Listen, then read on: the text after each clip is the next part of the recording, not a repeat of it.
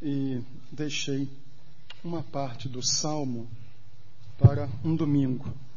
Salmo 40, de 1 a 11. Por favor, coloquem-se em pé para ouvirem a leitura. Salmo 40, de 1 a 11.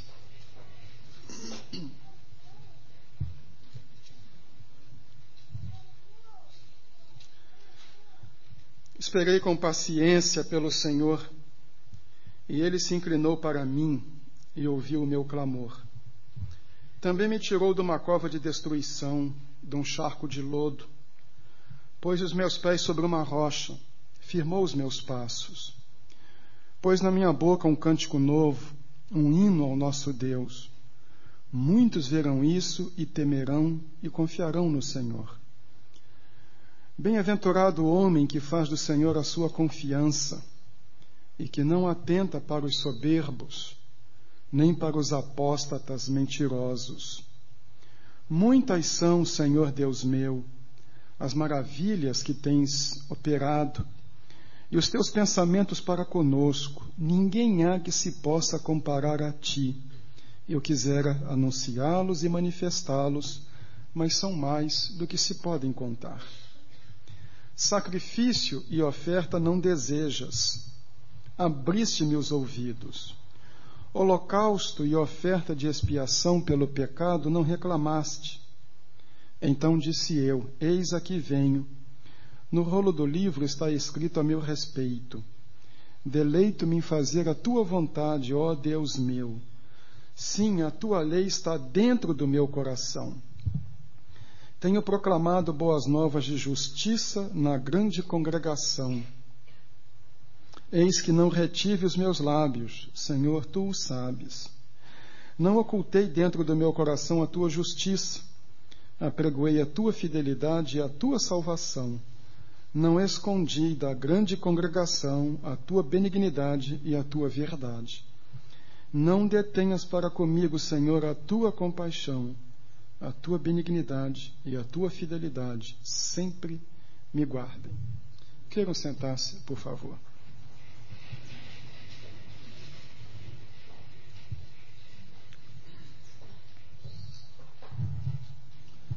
Até o versículo 11, o texto que eu li, o Salmo trata de gratidão pelo livramento. Nos primeiros 11 versículos, o salmista está agradecendo a Deus porque foi livrado. E do versículo 12 em diante, é que ele faz o pedido de ajuda.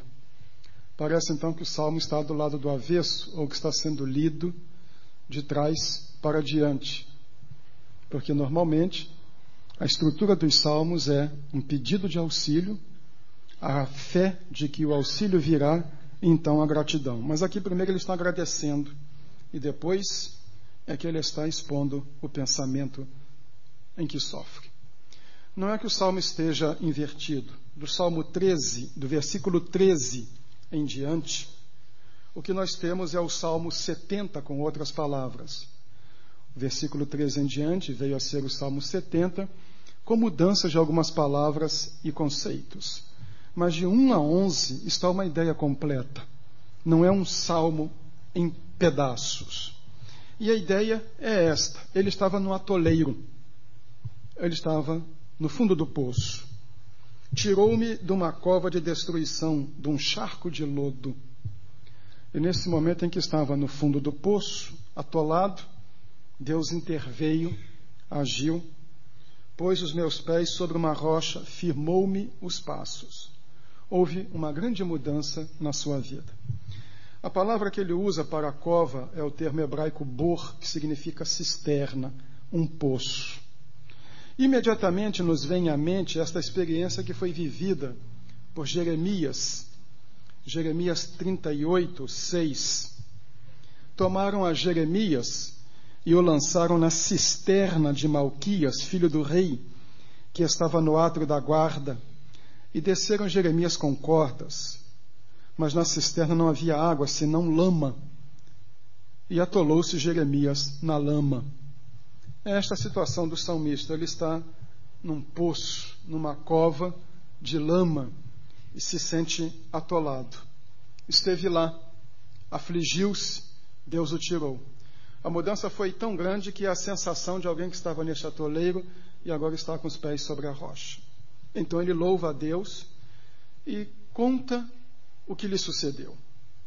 Fiquei pensando que este texto tem muito a ver com experiências que alguns de nós vivemos em determinadas ocasiões em nossas vidas. Há momentos que são tão difíceis que parecem que nós estamos também no atoleiro, né? Alguns se sentem mesmo no fundo do poço. Aquela situação de profundo desespero. Quem já teve essa experiência de ficar atolado, literalmente atolado, naqueles pantanais, principalmente naqueles igarapés amazônicos, que a gente fica com lama até no meio do joelho, é difícil locomover-se. Então imagine atolado por completo. Mas às vezes não é esse atolamento de pé até joelho, é um atolamento emocional, espiritual. A pessoa se sente profundamente afundada, tudo dá errado. Quando ela espera que a coisa melhore, piora, e quando espera que pare de piorar, piora. E quando pede a Deus para parar de piorar, piora. E parece que todas as desgraças do mundo estão chovendo sobre ela. Então, de todos os cantos, a semelhança de Jó, começam a chegar mais notícias. Roubaram o teu rebanho, teus filhos morreram, aconteceu isso, aconteceu aquilo. Então vem aquela sensação, eu fui para o fundo do poço. Vida atolada. Dos Salmos 37 até 39, nós vimos isso no estudo de Salmos. Fica até um estímulo para virem às quintas para estudar os Salmos. Mas de 37 a 39, nós temos os chamados Salmos de espera. São salmos em que Deus manda esperar. 37, 38 e 39, a tônica de cada um é esperar. Bem, mas essa é uma atitude passiva. Se a gente esperar muito, morre. Se esperar muito e continua a situação a afundar, eu acabo morrendo afogado na lama. Mas o resultado, nesses 3 salmos de espera, é o mesmo, a libertação. Aquela situação aflitiva foi resolvida. Então, esses salmos, e particularmente o texto de hoje, podem nos ajudar. Como sair do atoleiro? Este é o título da mensagem, saindo do fundo do poço. Tá, no fundo do poço eu já estou, vai dizer alguém. Já cheguei lá. Como é que eu saio de lá? Nesta experiência cantada aqui pelo salmista, há 3 indicações.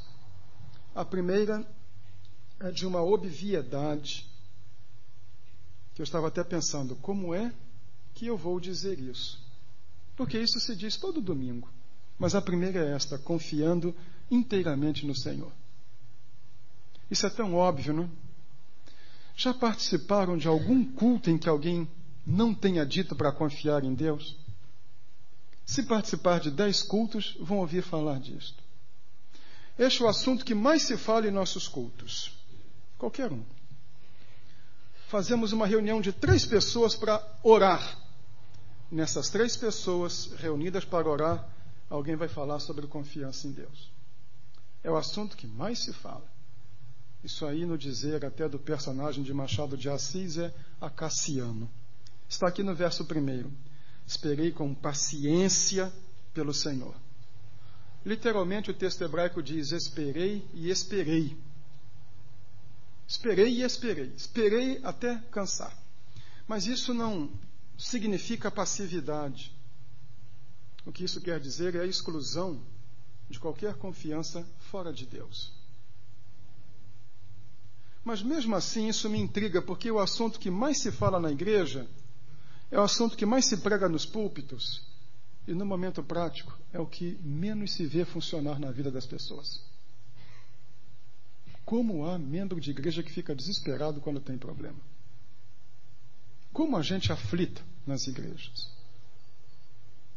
Como a gente desesperada arrancando o cabelo? Eu nunca me esqueci de uma dessas missões que se orgulham de viver pela fé, que o secretário executivo foi internado com 2 úlceras nervosas. A missão vivia pela fé e o secretário vivia pela angústia. E às vezes a gente fica pensando, nós aprendemos tanto disso, mas eu estava refletindo sobre isso, pensei muito nesta semana, ajuntando com o material desta pastoral. Boa parte dos crentes não está indo à igreja para aprender sobre Deus e para corrigir a vida e para ajustar a sua vida à palavra de Deus. Está indo em busca de uma recarga espiritual. A igreja passou a ser uma espécie de posto de combustível emocional. As pessoas vão para uma catarse, botam para fora as emoções negativas, sentem-se bem, são reenergizadas. Jesus passa a ser a força. Eu espero que daqui a pouco não apareça um cântico no estilo de He-Man, eu tenho a força, mas do jeito que esse pessoal é criativo e fraco, vai acabar fazendo isso. Mas nós não vemos o culto como um momento de aprofundamento, de relacionamento com Deus, de uma experiência mais profunda do seu poder e da sua graça. Como eu disse ao falar da pastoral de hoje, no momento das comunicações, temos confundido muito a adoração a Deus com a sensação de bem-estar que podemos ter ao assistir um bom programa musical ou ao ler um bom livro e até mesmo participar de uma boa refeição. Mas eu tenho observado uma coisa, e me desculpem se eu pareço pernóstico, pedante, mas até o apóstolo Paulo um dia disse: falo como louco, então eu vou falar como louco. Eu tenho notado, depois de 32 anos de ministério pastoral, que as pessoas mais agitadas no culto são as pessoas mais agitadas na vida. E são as que mais se agitam nos problemas também. Então não é o significado do culto, é o jeito de ser da pessoa. Isso é algo que tem me impressionado. Como é que há cultos, cânticos, reuniões, multiplicam-se igrejas evangélicas, e como este relacionamento com Deus não é tão visível a ponto do mundo olhar e ficar assombrado com a igreja. É curioso como o conceito de igreja está esmaecido. Igreja, na cabeça do povo, deveria ser um grupo de pessoas diferentes que creem em Deus, que a vida é moldada por Deus. Mas hoje a gente às vezes não vê diferença nenhuma. Nem no caráter, nem nos negócios, nem na ética. Já ouvi queixas de funcionários não crentes, de patrões crentes, dizendo que o patrão é um terror, que desdiz tudo com a vida que diz com as palavras. Igrejas que se fracionam por ninharias, cultos administrativos que parecem reunião de condomínio ou de sindicato. Mas não vou atirar e dar bordoada em todo mundo, mas a questão que me prende aqui: cânticos de louvor, eu vou andar sobre as ondas, eu vou fazer isso, eu vou fazer aquilo, mas no momento de menor crise, lá está aquele crente desesperado. Por quê? Porque está faltando a internalização da palavra. É isso que está faltando. E o salmista diz lá no versículo 8: a tua lei está dentro do meu coração. Muito louvor e pouca palavra. Muito barulho e pouca Bíblia. Muita voz do homem e pouca voz de Deus. Pouca palavra de Deus. É a palavra de Deus. Esperar e esperar, porque Deus mesmo, é quem age, o Deus que fala, o Deus que muda. E aí Deus agiu. Ele se inclinou para mim e ouviu o meu clamor. Tirou-me de uma cova de destruição, de um charco de lodo. Ele está contente com o desfecho. E a mudança foi tão radical que antes ele tinha um grito de socorro. E agora ele tem um cântico de louvor. Pôs na minha boca um cântico novo, um hino ao nosso Deus. De grito de socorro a um hino a Deus. A palavra novo significa vigoroso, fresco, recente. Agora é um cântico recente, fresco, como a vida. A misericórdia do Senhor é nova toda manhã, então o louvor dele, o cântico dele também é novo. Qual é a lição disso daqui? A lição é que Deus muda a situação de quem confia inteiramente nele. São coisas diferentes a externalidade da nossa vida espiritual e esta situação interior de confiança. Isto de esperar e esperar.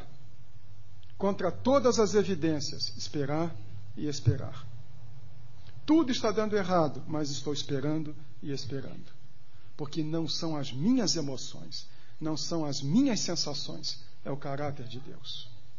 Muito da nossa vida espiritual está direcionado pelas nossas emoções, pelo que nós sentimos, e não por aquilo que Deus é e por aquilo que Deus diz. Tanto que a vertente pedagógica mais forte nas classes de escola dominical é o achismo. Eu acho assim, ó.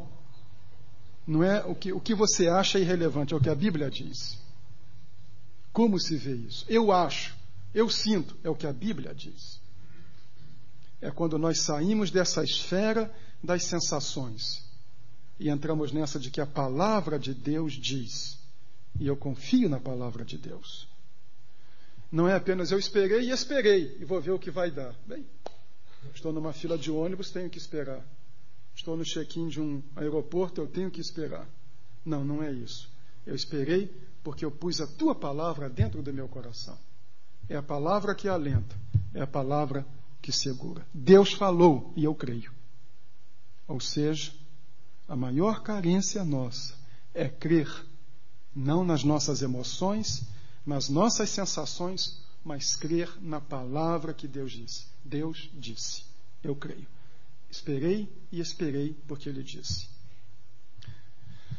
Em segundo lugar, um desdobramento, porque este é o primeiro, confiando inteiramente em Deus, na palavra de Deus. O segundo, mostrando obediência. Do versículo 6 até o 8. Sacrifício e oferta não desejas. O sacrifício era o oferecimento de um animal, era o culto mais elevado dentro do judaísmo. Ele diz, mas não é isso que o Senhor quer.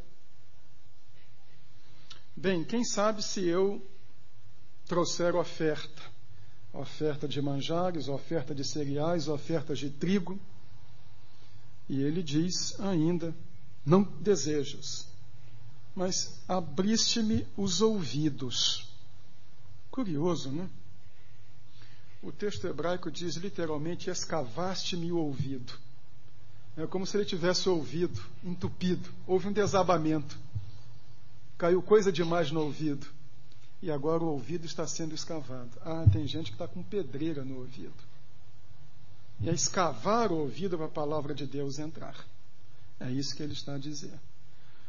Sim, Deus não quer sacrifício e oferta. Depois diz, holocausto e oferta de expiação pelo pecado não reclamaste. Porque muito do culto, como eu já disse em outras ocasiões, pode ser mecânico.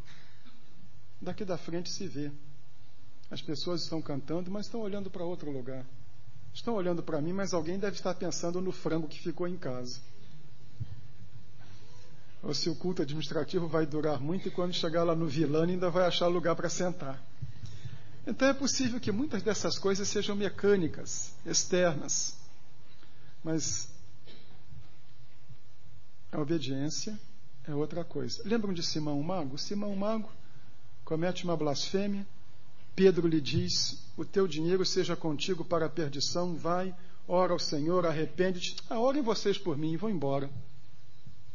Há muito crente com síndrome de Simão o Mago. Olha, ora por mim. Né? E passa com a sua toalhinha e vai para o clube. Você está indo para a igreja? Tu ora por mim. E vai para o clube. E às vezes a pessoa não está no clube, mas está aqui. Mas a cabeça não está aqui. Está lá, está em outro lugar. Então a questão não é a aparência, não é o culto. A questão é o coração, a obediência. Saber ouvir a palavra. E volta ao versículo 8. Deleito-me em fazer a tua vontade. O meu prazer está na obediência. Onde é que está o nosso prazer? Como eu disse, alguém vai dizer assim, o pastor hoje cismou de falar mal de culto. Por favor, não põe na minha boca palavras que eu não disse. Para muitos de nós, o nosso prazer está no culto, mas há um divórcio entre aqui dentro e lá fora. A vida lá fora não é a vida de quem cultua a Deus. A forma de tratar o próximo não é a forma de quem cultua a Deus. A forma de se portar nos negócios não é a forma de quem cultua a Deus. Dentro da igreja um santo, lá fora um demônio. Dentro da igreja uma pessoa cheia de bondade, lá fora uma pessoa cruel, mesquinha. Então o que houve?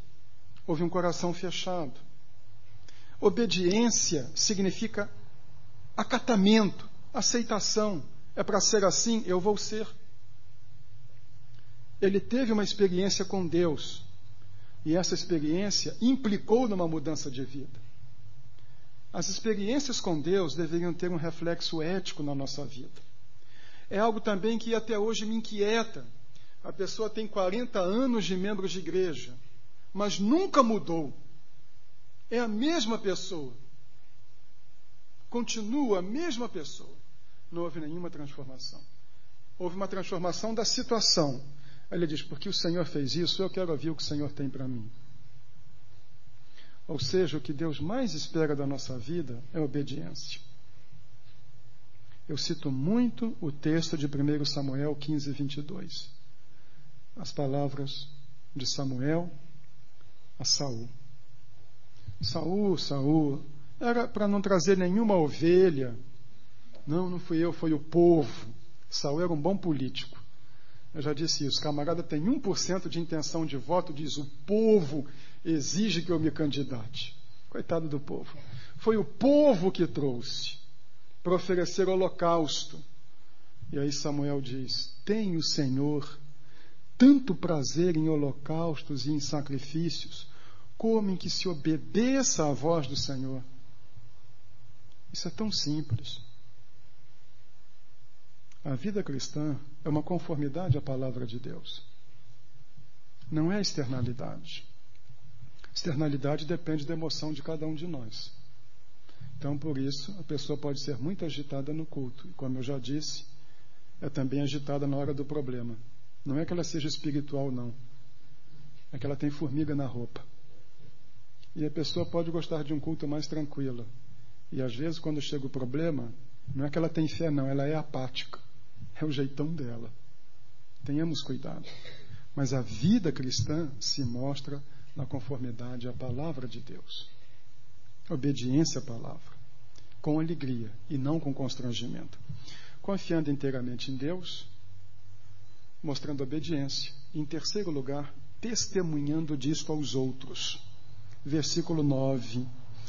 Tenho proclamado boas novas de justiça na grande congregação. Eis que não retive os meus lábios, Senhor, tu o sabes. Agora ele está dizendo, olha, Deus fez uma coisa muito grande na minha vida e eu quero que você saiba. Muitas pessoas têm experiências profundas com Deus, mas nunca compartem isto. Lembram de Jonas? Jonas tinha uma experiência profunda com Deus. Deus o livrou da morte. E Jonas vai para aquele sermão mal-humorado. 40 dias e Nínive será destruída. Depois senta-se fora da cidade, cruza os braços e fica olhando para ver se a cidade vai destruída. Jonas tinha uma experiência de livramento, mas não falou de livramento. Não pregou livramento. Jonas tinha uma experiência da misericórdia de Deus, mas não falou da misericórdia de Deus. Eu me lembro, em contrapartida, do ex-cego de nascença a quem Jesus curou. A palavra dele é fantástica. Olha, se ele é pecador, eu não sei. Eu sei de uma coisa. Eu era cego e agora eu vejo. Ali está uma experiência fantástica. A pessoa que tem uma experiência com Deus, que teve uma experiência com Deus, não deixa de falar disto. Às vezes eu fico vendo conversas de crente. Rapaz, você precisa ver como esse carro tem um câmbio macio. Como esse carro é silencioso. Como ele testemunha do carro que comprou para o outro. Será que ele tem esse mesmo entusiasmo para testemunhar do que Jesus fez na vida dele? Ou o bem maior dele é o carro? Olha, eu fui num restaurante, eu ouvi esse papo. Lá no Rio. O sujeito chegou e me perguntou de um restaurante aqui em Campinas, minha filha estava comigo, que ele tinha comido não sei o que, depois eu descobri que é lá no Galeria.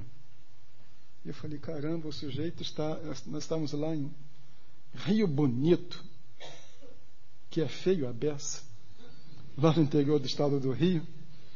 Estávamos lá em Rio Bonito, e o camarada vem falar comigo de um restaurante de Campinas e de um prato, dando testemunho. Às vezes testemunhamos e divulgamos coisas que são absolutamente irrelevantes para o mundo, mas não testemunhamos do fundamental. Olha, a minha vida sofreu uma transformação. Eu não sei evangelizar. O cego de nascença também não. Mas ele podia dizer, eu era cego, agora eu vejo. A minha vida mudou.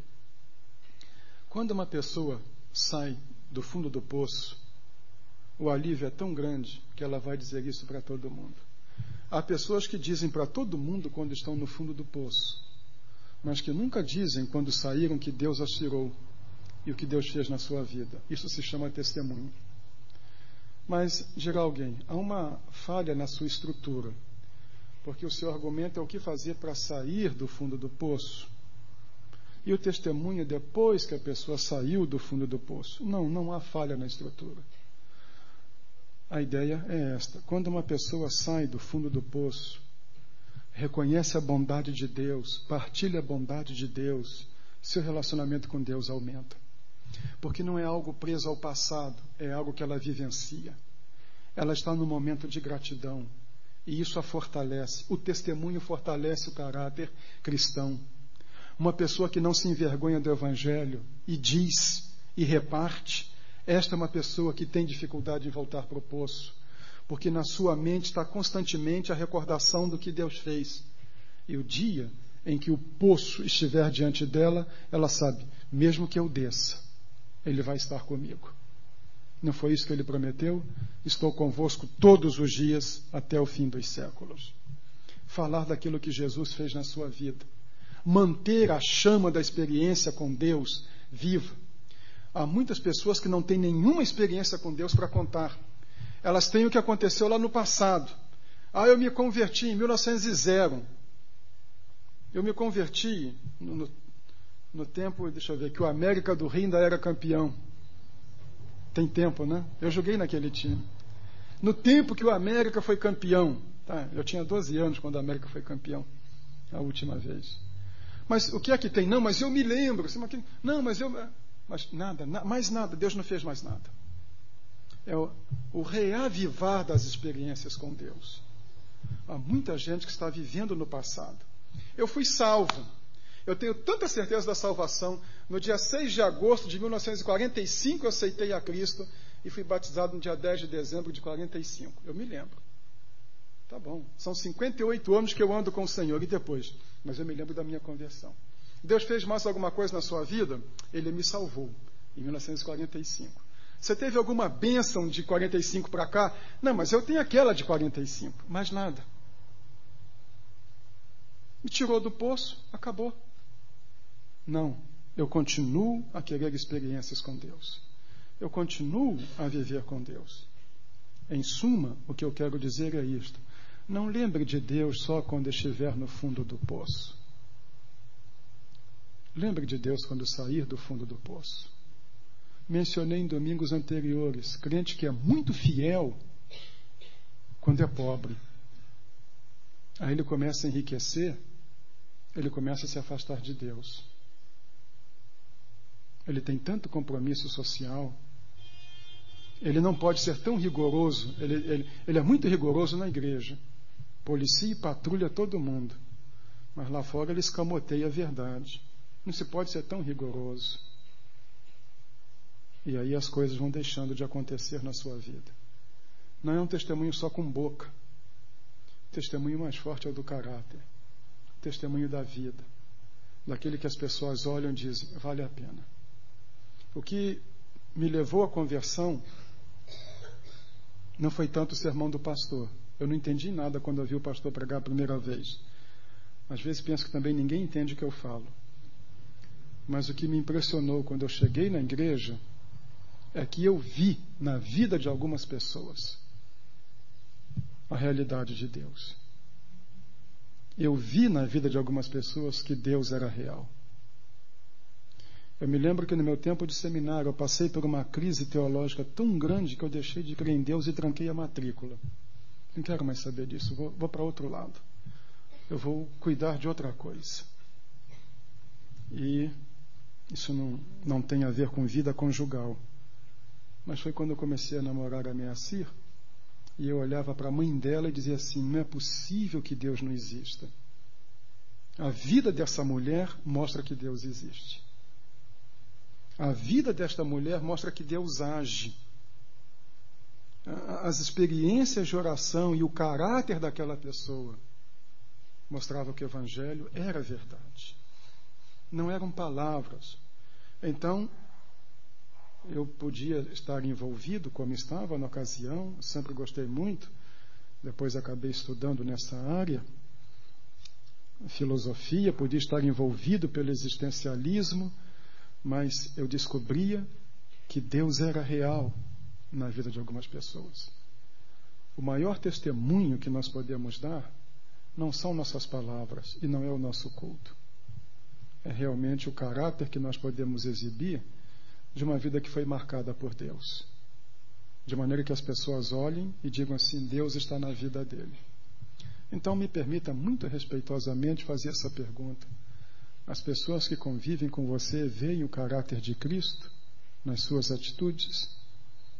Olhando a forma como você se relaciona com elas, elas vão chamar você de cristão, dizer que você segue a Cristo.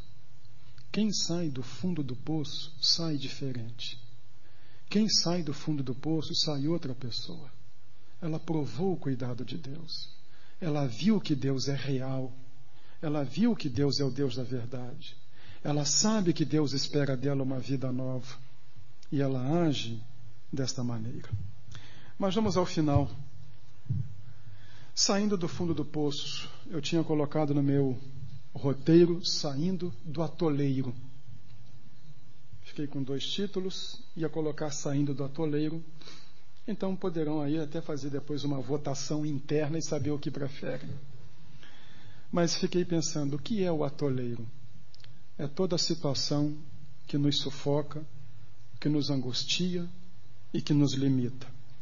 Ao atoleiro espiritual, ao atoleiro profissional, ao atoleiro emocional, ao atoleiro relacional, nas nossas relações.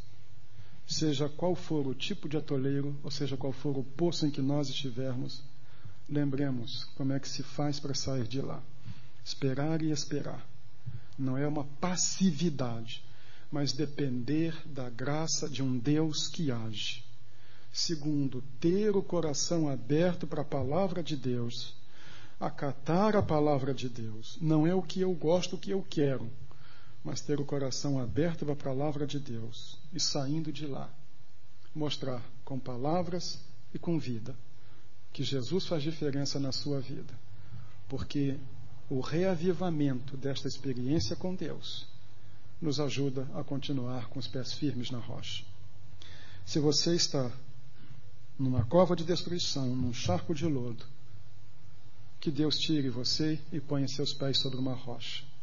Se Deus tirou você e colocou seus pés sobre uma rocha, testemunhe disto. E falando nisto, vamos ouvir esta mensagem do Quarteto Moriá. Cante uma canção. Pois nos meus lábios uma nova canção.